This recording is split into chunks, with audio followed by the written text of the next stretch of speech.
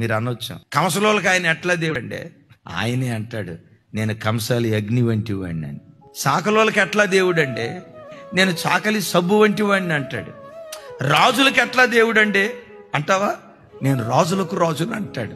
అయ్యో, బ్రాహ్మణులకి ఎట్లా దేవుడు అండి? యేసుక్రీస్తు ప్రధాన పూజారి, ప్రధాన యాజకుడు. మా కాపులకు దేవుడు కాదండి అని అంటావా? అసలు నంబర్ 1 కాపు యేసుక్రీస్తు వారు అంటాడు కదా, నేను నాటిన ద్రాక్ష తోటను దివారాత్రులు కాపాడుచున్నాను, కాపు కాయిచున్నాను. కాపులాయన మేము కమ్మోళ్ళం అండి, మాకు దేవుడు కాదంటావా? ఆయన మాటే కమ్మదనం.